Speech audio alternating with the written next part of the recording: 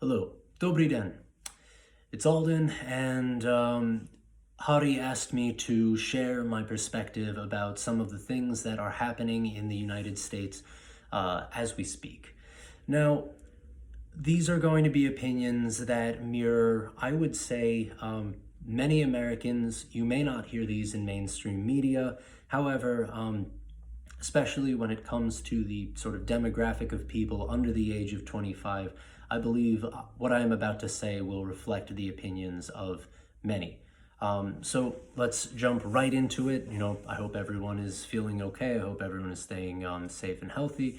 And also, quick disclaimer, I am not actually in the United States as we speak, and I haven't been in the United States since, I believe it was December of 2019.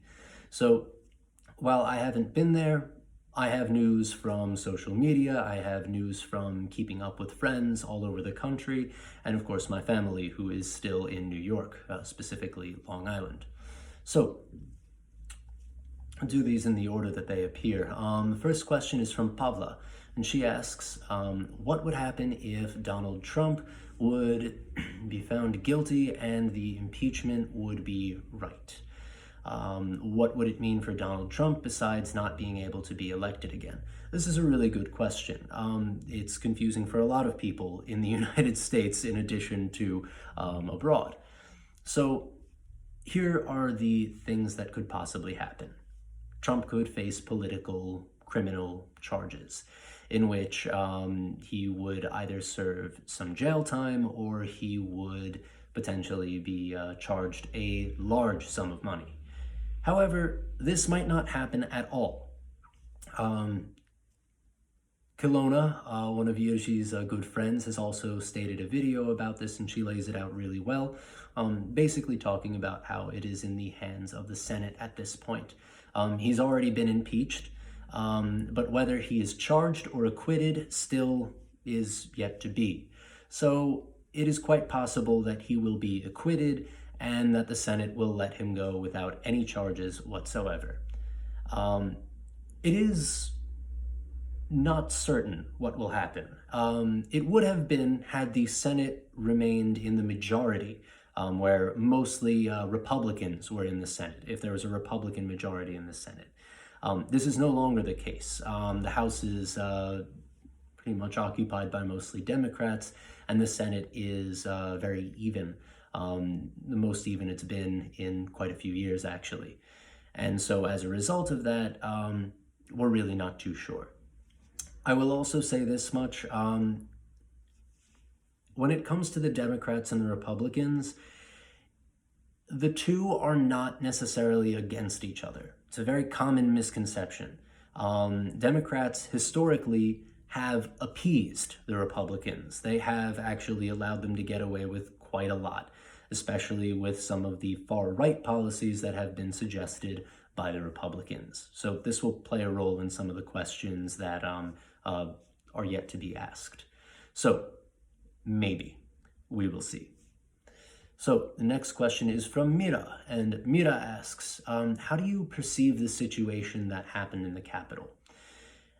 A lot of people say, oh, this is shocking. Oh, this is, how could this even happen? We're America. This never happens. It was bound to happen at some point. And the reason it was bound to happen is actually rooted in our history. We're going to need to go back over 150 years to a specific date, basically around the time of the Civil War and specifically Reconstruction. President Abraham Lincoln and Andrew Johnson, who was his, he was the president after Abraham Lincoln, didn't do too much to reform Confederate states. They allowed a lot of Confederates to maintain their sort of pride in the Confederacy, despite the fact that the Confederacy is actually the least American and most anti-American force that has ever been on American soil. So it's kind of as a result of that you still see Confederate flags flying around these days. This idea that it is pride in someone's heritage over prejudice is actually completely false, considering that the Confederacy is all about prejudice. It is all about owning slaves. That is what they fought for in the Civil War. So when it comes down to it, when you see a Confederate flag in the White House from a Confederate or from a Trump supporter, essentially this is something that was eventually bound to happen based on the fact that America did not crack down on these sort of Confederate sympathizers. And the thing is, it's not just the Confederacy, it's also white nationalism. The American presidents, whether they be Democrat or Republican, have not actually cracked down on hate speech and have not cracked down on white supremacist groups. The KKK still exist, Confederate sympathizers still exist. There's been nothing done to stop this or shut it down. Now, there is another problem that comes along with this, and I feel it's necessary to address this. America is undoubtedly a police state. With all the things on the news that you have seen, with all the information and the data that we have collected, America is a police state. Police rule all if they choose to. Obviously, what happened at the Capitol was shocking to people because the police didn't actually do too much, but that's because their targets were white, and they do not perceive white people as a threat as they do black people. That is something I will get into a little bit later with some of these other questions. However, America is a police state. If the police want to, if they are told to do so, they can have any kind of result that they want. If they want someone to die and they want to get away with it, they are allowed to do that. You take a look at Breonna Taylor's murderers, they are still free. You take a look at the police officers that had a hand in killing Elijah McClain, they are still free. So that is a result of the police state, and that is also a problem that needs to be addressed here. What happened at the Capitol is as a result of white supremacy and the police state and who the police state targets. It was very revealing for the country. And so I'll just, once again, restate, I don't think it's surprising at all. Based on what we learned from 2020 and then watching this happen in 2021, it was not very surprising. Okay, question by Richard. I would like to know if the situation in America is the same as they are saying in the news, if they exaggerate some things, because it is a normal thing in the news here. They exaggerate the news. When you think about a mainstream news source like CNN, like Fox News, they all have an agenda, and they have a political leaning. I hate the terms right and left because there really is no left in America. Again, something I'll get to later. But they all have an agenda. Some push a sort of liberal agenda or a neoliberal agenda that supports basically the idea that America should make progress through symbolic victories. For example, painting the letters BLM on the streets or waving pride flags. I mean, those are all kind of nice things in practice, but they don't actually do anything. That isn't real reform. That isn't real progress. That is a symbol of progress. And that is what CNN is all about. When it comes to Fox, I'm not exactly sure what kind of message they want to push, but it seems like they support anyone who is, I guess, in line with their own beliefs, which mostly deal with, there's really no other way to put it. Fox News believes that people who are poor should pull themselves up by their bootstraps. But the second they start to do that, then they start to criticize them for that. There's no winning with Fox News. You can do everything they say, but if you are not in their in-group, if you are not someone that they perceive to be one of them, then you are automatically a threat. Let's see. Also, all news in general has a specific bias. It's impossible for a person to just be completely neutral or completely objective in a situation. However, there are some news sources that definitely maintain a prose that is far more objectively driven than Fox News or CNN or any of the mainstream news sources. For example, AP, Reuters, BBC. Essentially, it is very hit or miss these days. And I, for a long time now, honestly, since I've been in college, have trusted news sources that are outside of the US, sometimes even more than I trust any of the ones that are based in the US for, a view that is less charged. You can even see it in the language. The language will be very extreme. Sometimes it'll say something completely outlandish as the headline.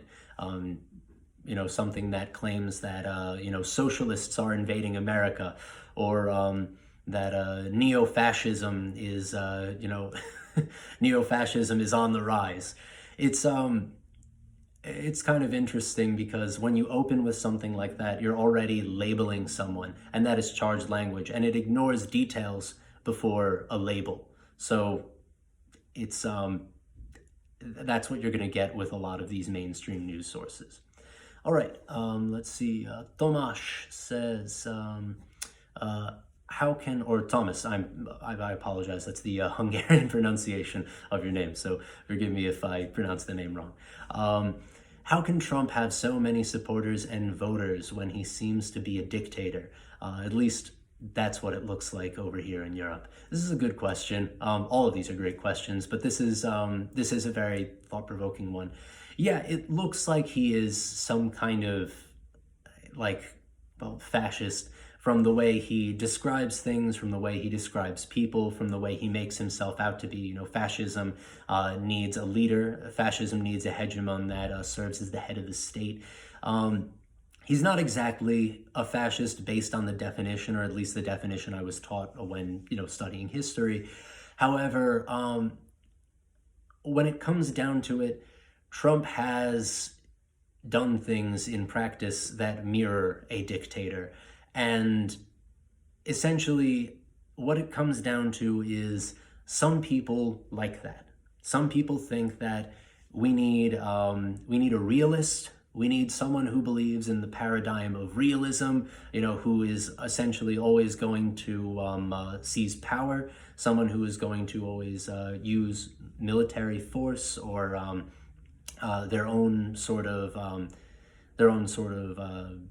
influence to essentially keep other ideas and other opinions out of either the mainstream or completely suppressed.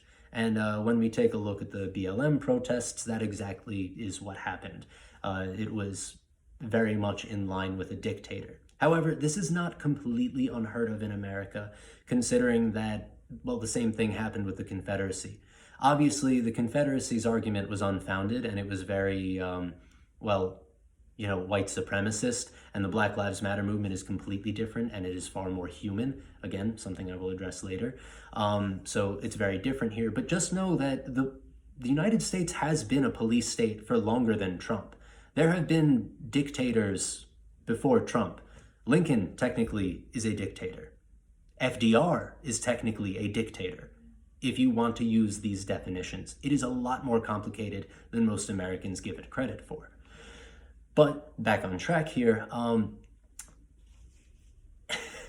another thing is just that a lot of people just don't have good education in the United States. Their high schools, the infrastructure of their high schools are poor. Their schools are underfunded, especially in communities with mostly Black Americans or Latinx Americans, Latine Americans. That is a far better definition. Either way, bad education, unfunded or very, low funding when it comes to education in many parts of the country. And so as a result of that, they hear these headlines in the news. They see that Donald Trump wants to help them. Hey, I am, white and either middle class or lower class. I want to be helped. It doesn't seem like the Democrats are doing anything. There was that, back in 2008, there was that recession, 2008 and 2009, there was that recession. And hey, Obama was a president back then. Hey, Obama and the Democrats don't have my best interests in mind, but Trump do, because there was no recession under Trump. Well, I mean, there was, during COVID, but that's besides the point. Before that, they just hear stuff on news and they automatically assume, okay, this is it. This has got to be it. Trump has my best interests in mind, and so I will follow him, and he can do no wrong. He says a lot of things, but yeah, he doesn't really mean them. That's what I hear a lot of people saying. That's the argument for being a Trump supporter, essentially. Also, Trump speaks with a very low level of English, so no matter how educated you are, you can understand his speech, if you want to call it that. It's kind of tough to say because, I mean, sometimes he doesn't make any sense, but his level of English is low enough for people to get it. Sometimes politicians speak with political jargon. Sometimes they bring up terms like paradigm or, I mean, anything that's beyond your, the sophomore year of high school reading level. And essentially these people who don't have access to good education can't understand others. And so they see them as elitist and against them. Trump is with them, even though he's not. And like I said before, authoritarianism is sometimes just what people want. They think that the leader has to be strong. The leader has to be, someone who will use their power to shut down any opposition. So it really all depends on the person. Sorry, a bit of a long one for that one, but there's a lot to address there. Next question is from Adela, and Adela asks, are there still protests of Black Lives Matter going on these days? So they're definitely not being covered in the news like they used to. Obviously, over the summer and in the fall, there were plenty of protests on the news. I would say yes and no. A lot of these newer protests, or at least the ones that are happening in New York, aren't necessarily protests, but more or less counter-protests.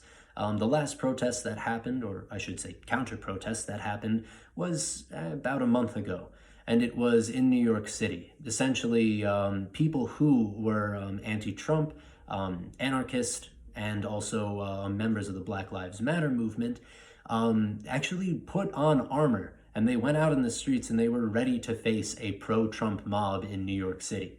Obviously, nothing too serious happened, but people were ready for an attempted coup. People were ready for, a few Trump supporters to attempt to possibly kill members of Black Lives Matter or, even try to assassinate the president-elect Joe Biden.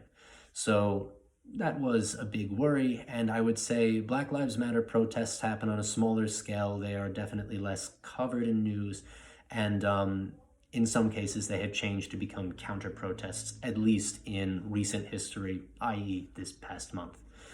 All right, really good questions all around. Again, these are fantastic.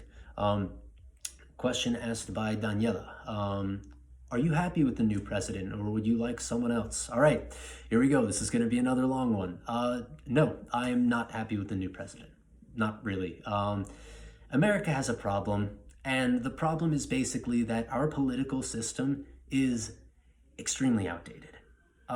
This whole concept of the Electoral College and voting for someone who will then vote for the president is, well, all things considered, extremely elitist. It is extremely white nationalist elitist, considering that the Electoral College was designed so that mob rule would not exist in the United States, and so that wealthy, well-educated people could choose the new leader of their country.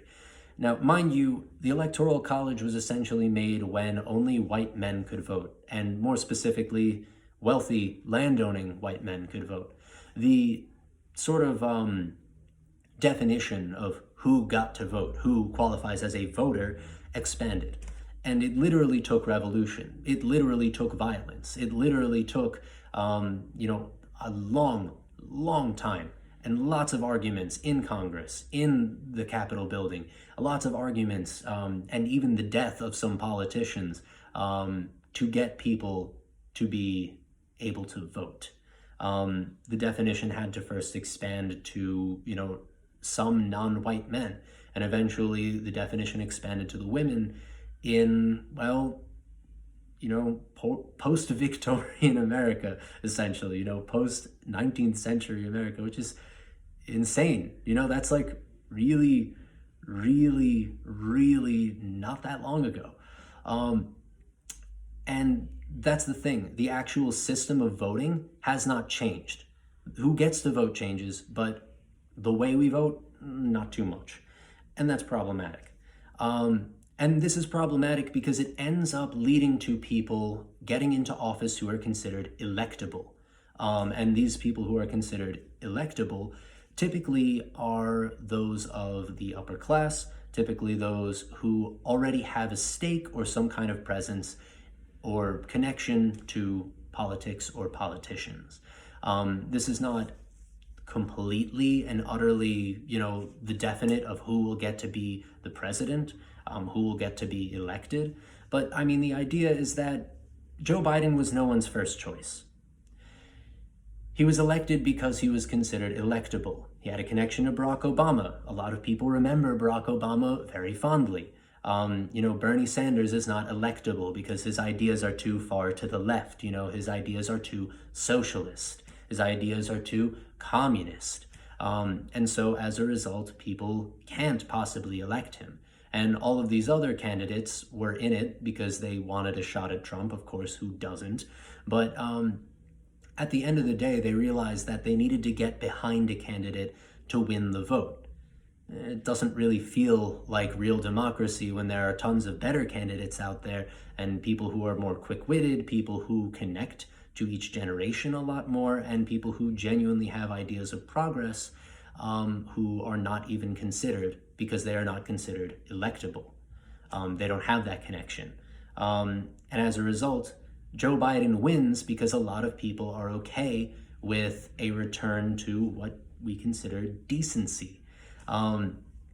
There's this idea that a return to decency, or the way things were before, is going to help us in America. We'll get back to being the good old country that we were. The problem is, if we return to decency, we return to complacency. We get used to black people being killed again. We get used to, people being murdered for the color of their skin. We get used to the police state being normal. I mean, something that I do not like about Joe Biden and Kamala Harris is that they are very accepting of the police state. They will be the first to point the finger at people who attack police officers. They point fingers at the people that attacked the Capitol building far more than they would ever address the Black Lives Matter protest violence from police officers. So there's this sort of, there's this connection to the police that the commander-in-chief has pretty much always had in American history, for the most part at least, which is concerning because whether you're a Democrat or a Republican, you have that connection to the police. All right. The Electoral College, like I said, it needs to be abolished. We either get, a candidate from the Democrats who wants to basically make America decent again and go back to the way things were before, or we have a Republican who is radically on the right wing, essentially saying that people who are Muslim are destroying the country, or that, black people are hooligans, or that Jewish people are thieves. These are all things that Donald Trump has said. This is the rhetoric that he uses to rile people up. So our choices are really awful. And the two-party system that we've had going is ineffective at best. It's highly inefficient because it's like a pendulum. It swings back and forth, back and forth. The Republicans say something radical. They say that, this is not who we are. This is communist. This is socialist. No, all police are good except for a few bad apples. And the Democrats say, okay, but maybe we should do something about our situation. And the Republicans say no. And the Democrats say, okay. And they appease them. Democrats are known for appeasing Republicans. The Republican Party is not what it used to be. It's not really even a party anymore. It's sort of like a splintered macrocosm of different political ideologies that all kind of focus on maintaining privilege in rich and white communities. And then the Democrats saying, okay, that's a problem, but we're also not going to do anything to really change that. That's the problem with the Democrats. They don't do a whole lot to change things. Or if they do, this is what also happens.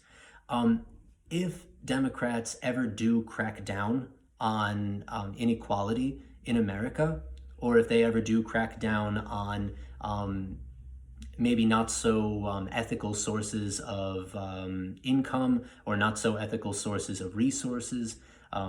Sorry, that is a little confusing. What I mean to say is, if the Democrats crack down on billionaires, if they ever crack down on, for example, the XL pipeline that runs through sort of the center of the United States, you know, it's an these are unethical people, and it's an unethical way of transporting oil through the country. If they get rid of that, I'm going to call it now because Democrats have done this in the past. Obama did this in the past. We maintained our military presence in places like Africa, the Middle East, and South America. So essentially, if it's not the American people who are being screwed over by billionaires, or by, you know, these awful things like the XL pipeline, which taints water with the transport of oil, you know, things like that.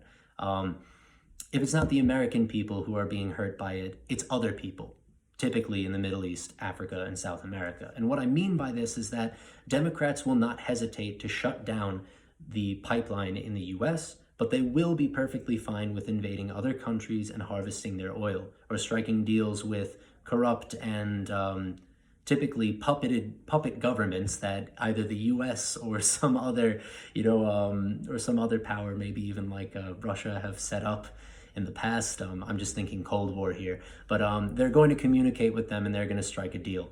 And I mean, essentially, like, these people in other countries will be affected, whether they be drone strikes from Obama, whether it be, you know, the fact that American soldiers need to be in these Middle Eastern countries, and they occasionally shoot people because they look sketchy, or they look like they could be, you know, a radical Islamic, or a radical terrorist, essentially, whether they look that way. I mean, things will happen, people will die.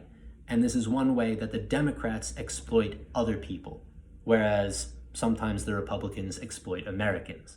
Another thing is offshoring. I'm not sure if we've ever heard of this definition before, but offshoring is basically when, you know, billionaires and wealthier people send their companies abroad, and they hire people for cheaper labor and for cheaper resources abroad so that they make more money. And what they're doing is they're paying these people almost nothing. So what offshoring does is it essentially exploits people from South America, Africa, and the Middle East, and of course Southeast Asia as well. You know, you probably have something that is made in Vietnam, or really any country that is not in, you know, Europe or the United States or Canada, or, you know, North America for that. So it's just, yeah, I said this was going to be a long one. It is basically, it's tough. It is very, very challenging to say that, you know, a president from either party could ever possibly be good, because their agendas are either, if you're a Republican, at least now, screw over poor and non-white Americans, and if you're a Democrat, screw over other people in other countries, and allow Republicans to get away with what they do, and allow billionaires to get away with the exploitation of people in country and abroad. America truly needs to be a lot harder on the rich and shift focus to humanitarian efforts. That is my opinion. I haven't seen any candidate or really any politicians that have 100% believed that. There are closer candidates to that ideology, like Alexandria Ocasio-Cortez and Bernie Sanders, but even they have appeased Republicans and other Democrats from time to time. All right, next question is, well, it's Yoshi. So, How much did the media exaggerate the situation about the elections? Again, they did. On mainstream news sources, you're going to hear a lot of charged language. You're going to hear a lot of, basically blaming one group of people or, a few senators for all of the problems in America. And essentially, this is not reality. There are a lot of conspiracies that get thrown around as a result of the exaggeration of media. Things like QAnon. If you've ever heard of QAnon, it's a conspiracy theory that basically says it said that Trump would win again and that Democrats would be brought to justice and that they would actually, some say that they would be executed, these Democrats, and that they would pay for what they've said. And honestly, this is as a result of the exaggerated media. It's tough to say exactly where people get all of their information from, but Facebook, Instagram, and plenty of other social media platforms are what make news so much more accessible than it was before. A lot of people don't actually watch TV, and a lot of people don't actually watch, purely just the news source that provides news. Usually they get it from an app like Facebook or like Instagram, and that is how they educate themselves. So I would say because I've kind of answered this with previous questions, I would add to this and just say media was exaggerated, of course, by the sources, but I would also say by people on social media as well. People on social media throw their own ill-informed opinions on top of a news source that has charged language, and the ideas that people get about the elections are outlandish. And that's what leads to things like conspiracy theories and all those fun internet arguments that you see. Next question is from Carolina.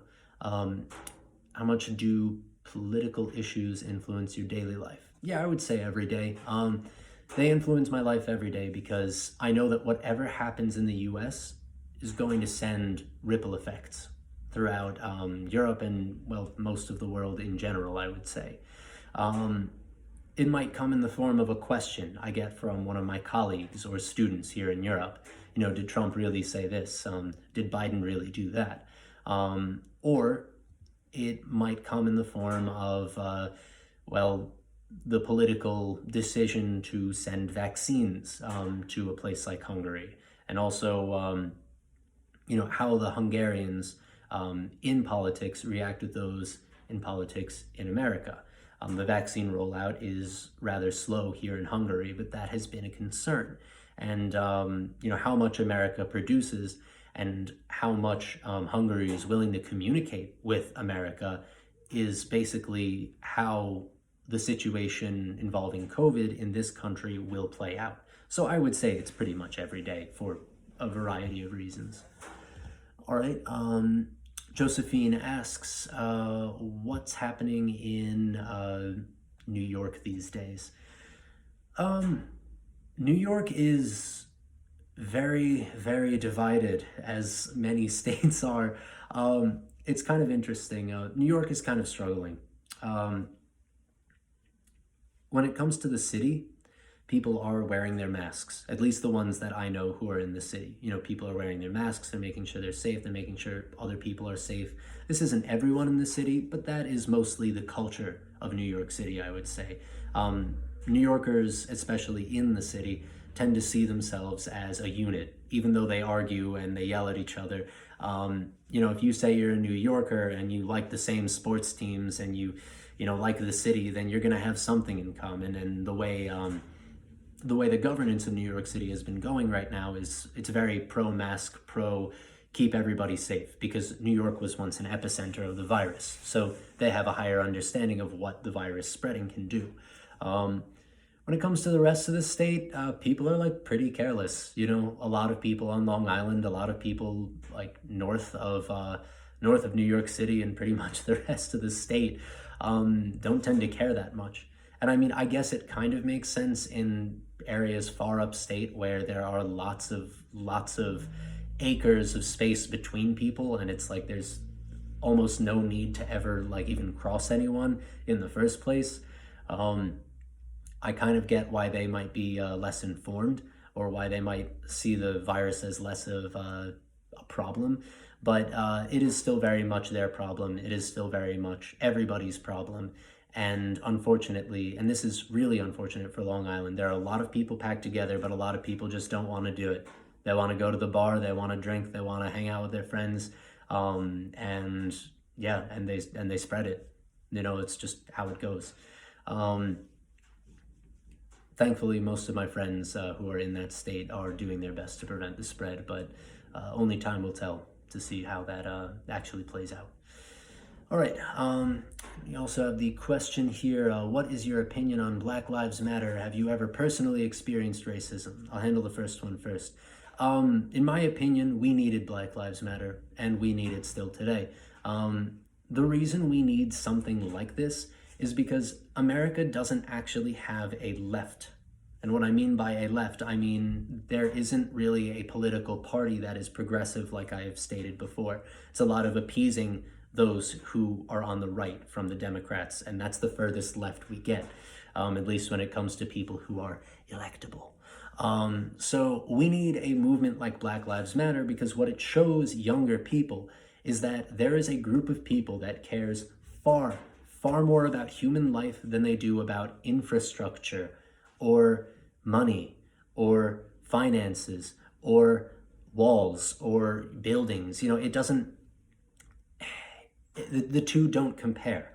It's what do you prioritize? Human life or inanimate objects and things that don't even exist, like money. You know, obviously, like, yes, money exists, but it's a made-up concept at the end of the day. And Black Lives Matter has made that very clear, that they are very okay with the destruction of things because they're there to make a point. They're there to prove to us that many Americans care far more about things that don't actually matter, or things that don't actually exist, or things that aren't human life, far more than actual human life. This is the problem that America faces. And without a movement like this, without a movement as radical as this, well, maybe we wouldn't change. Maybe Black people would continue to be murdered for the rest of history. And they have tried peaceful protest. It's called the Civil Rights Movement. They've tried peaceful protest multiple times throughout history, and that hasn't worked. When you take away someone's ability to speak their mind, and you stab them in the back over and over and over again, and you don't allow them to protest peacefully, what other choice do you leave them? What other choice do you leave someone that has no ability to live on their own? What do you have when, you know, someone takes away all of your belongings, when someone takes away all of your stuff, all of your food, all of your resources? They leave you with nothing. What other choice do you have than to steal? You don't. If all other options have been exhausted, you have one option left, and it is the most radical one. So yes, Black Lives Matter needed to happen so that we could all wake up. All right. Also some examples of that. A lot of people consider Black Lives Matter extremely radical.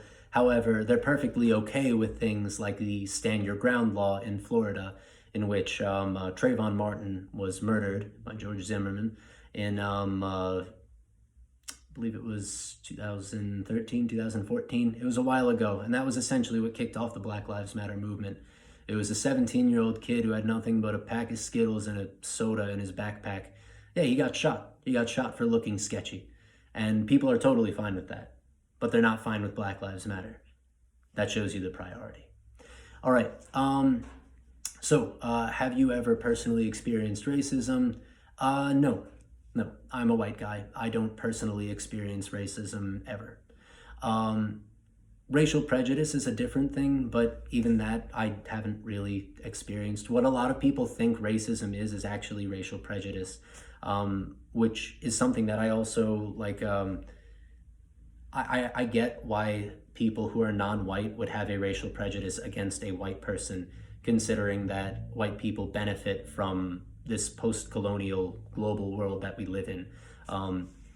Look at a majority of stars in Hollywood. Look at a majority of musicians who are popular. Look at a majority of people who aren't athletes, essentially, and you're gonna get what I'm saying when it comes to that. I have seen and heard racism throughout, the entirety of the USA, or at least the USA that I have been to, half of the states, and here in Europe, which is actually most of the countries here in Europe. The thing is, what people don't understand about racism is that it is only applicable to those who are not in the majority. If you are in the majority, racism does not exist. It also is something that is really defined on prejudices, assumptions, and it's also something that is, like our concept of money, actually completely made up. I'll get to explaining that. But the idea is there are these sort of definitions of what qualifies someone as white. Throughout history, that hasn't always been the same. When it comes to Nazi Germany, white did not include Slavic people. It did not include Jewish people who were also white. But the definition of whiteness has expanded. And in America, it has expanded to anyone that has a lighter skin color. And what I mean by this is that basically, if you have darker skin, you are more likely to be, either arrested, killed by police. You are more likely to have a far-right hate group like the KKK attempt to kill you or scream at you or attempt to, lynch you publicly. There's actually a crazy story from history where a black man who looked white, he had blue eyes and very light skin, was actually allowed to join the KKK.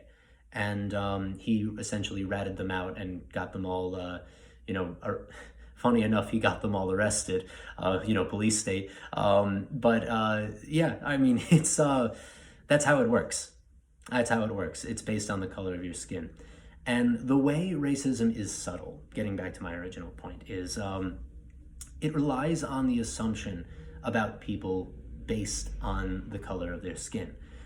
For example, if someone goes up to a black person and says, "Wow, what you said was so articulate," this may come across as like a compliment, but throughout history, when you call a black person articulate or so articulate, it mirrors this idea that they are the exception and not the norm. That most often black people are not smart, or they're not articulate, or that they speak in a funny way, or that they speak in a way that is considered other. So, things that may seem like compliments are actually not at the end of the day, because of the fact that these biases and these assumptions have developed throughout history. Like Kylowny said in her video, this idea of, oh, you're one of the smart ones, you're one of the good ones, you're one of the nice ones, you're one of the ones that actually tries. That is making them other. And that is what racism is. It's this idea that it's not normal for black people to be smart, or for them to be, talented, or for them to speak well. It's that idea. And this exists within all of Europe, and this exists within all of the United States, and basically all over the world. You're pretty much not going to find a place where this doesn't exist. So, basically what I would suggest is that white people need to address racism within themselves. There are jokes that we might think are funny, memes we might think are funny, stereotypes that we might think are funny, but they're almost always rooted in history, usually based on a stereotype or an idea that is usually meant to demonize or depict non-white people as other, It's this whole idea of depicting people as not normal, or as not the default of what you think a human should be. And the whole idea is to normalize Black people and all non-white people in every space of society. Normalize Black people in higher education. Normalize Black people in areas where intellect is key and where intellect is the most important thing. Normalize Asian Americans in American football and in other sports. Normalize Native American people in all walks of life. They are not other, they are just people. That's the idea. The idea is that when you normalize someone and when you prevent yourself from believing that they are, other, even if you say the stereotype is real or, but it's accurate, well, don't make the assumption, because then you put a blanket statement over everyone from a specific group. And when that happens, especially if that person is a part of the non-majority, then, well, you end up hurting them. That becomes a form of violence later on.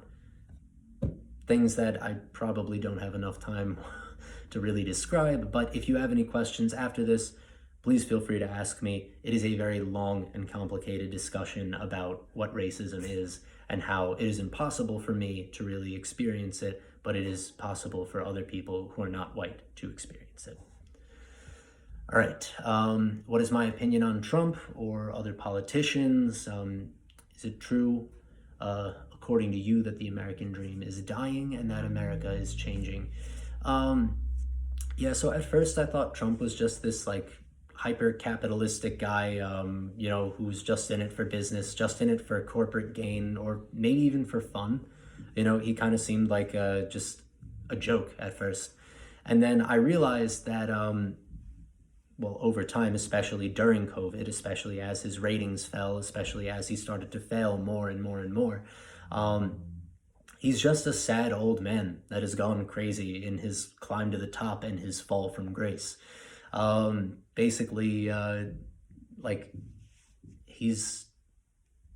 He's not really a politician. He's hardly even a businessman, because most of his business plans fall. He is just someone, he's like the pinnacle of privilege, and specifically white privilege. He has no talent, no intelligence to speak of, but he does have all of the resources that he could ever possibly want or need, just given to him on a silver platter. People who support him unconditionally for saying some of the most nonsensical, insane things, and an entire group of powerful, wealthy people who are only there because he has money, because he has something that they all want. He is just privilege. That is all he is, nothing else. Most other politicians are harmful to the American people for the reasons I have addressed, because they don't really care about them. Joe Biden and Kamala Harris both have a lot of proving to do to the American populace that they actually care about them. And that will come in the form of real progressive and systemic change, in which they are harder on billionaires and people in wealthy areas. They are harder on Republicans for the things that they say, and they are also harder on their own party for the things that their party has said in the past. They need to repent for the things that their party has allowed to happen, and they need to change the party. As a matter of fact, if they really wanted to do something helpful, they'd dissolve both of the parties and they would start something new. Probably not going to happen, but that would show that they care far more, because it would allow for more people, not politicians and not billionaires' ideas, to be heard. All right, let's see, what were the other questions? Is it true, according to you, that the American dream is dying? Okay, so, it's like, how do I put this?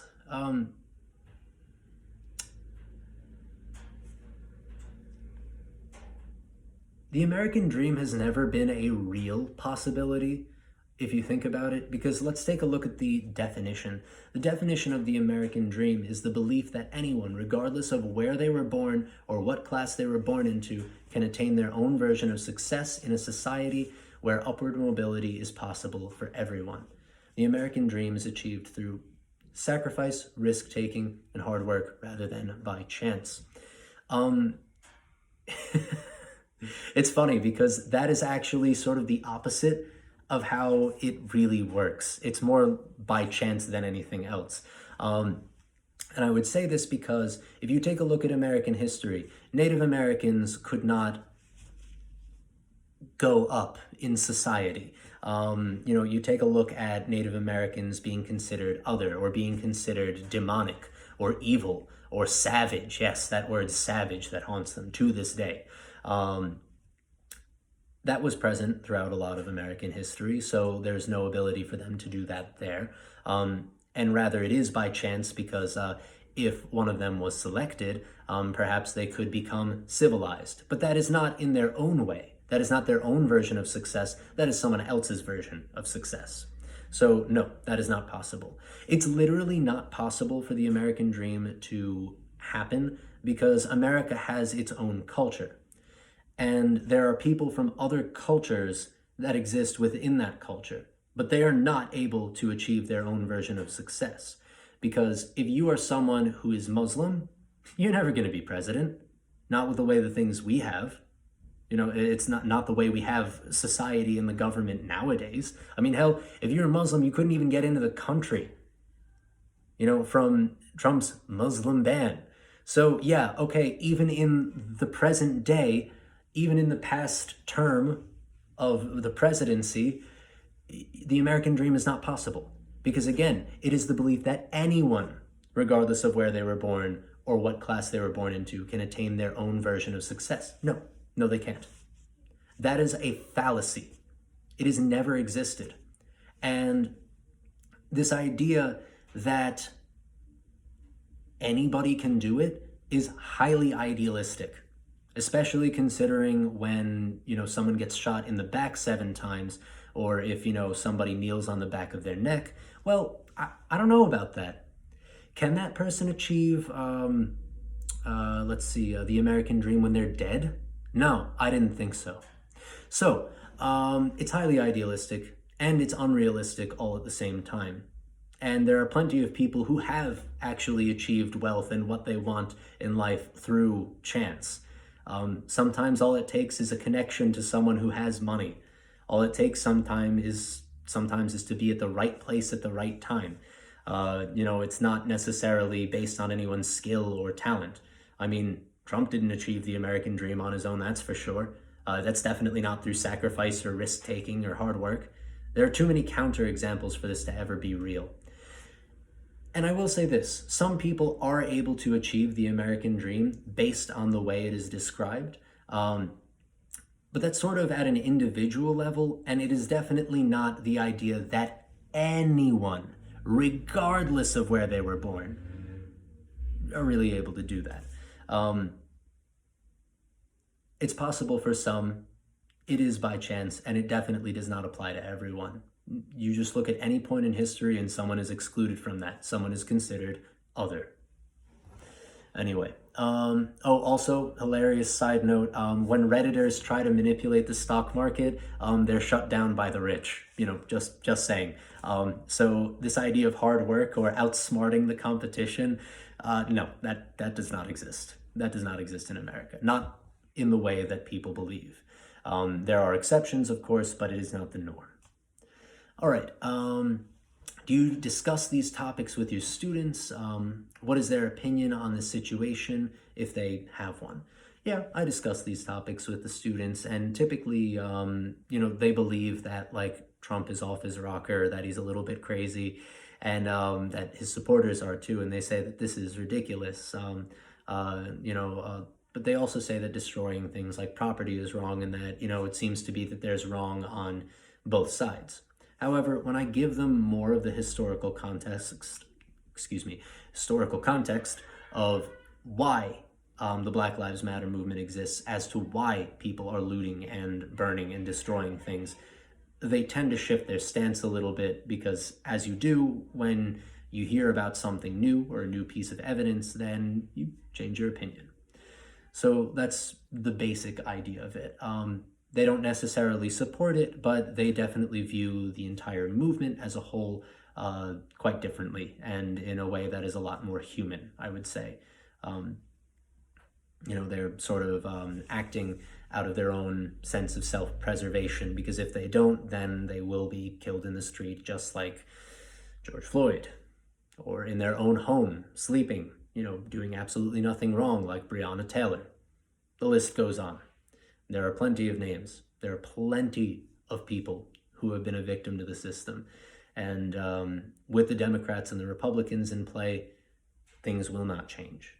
Not really until they themselves decide to change. Until billionaires are no longer controlling policies, until the police are no longer the key factor of what defines the law. Until people are treated like people, America won't change. Let me know if you have any questions. I know that this was a long and complicated thing. I tend to go on a lot of rants, so let me know if you need some more clarity on any of these points. And thank you again for all the questions. Seriously, these were really excellent. I had a pleasure really answering all of these. And also be sure to check out Kylowny's video as well, because she has a very different perspective than mine, but hers is extremely valid, especially because she is in the States, whereas I am not. My points are still valid. I definitely reflect the ideas that a lot of people have. It's just I have a very different perspective, being here in Hungary and being from a younger demographic as well. So, thank you for listening, and have an excellent 2021, as good as we can have it. Ahoy, and have a good year.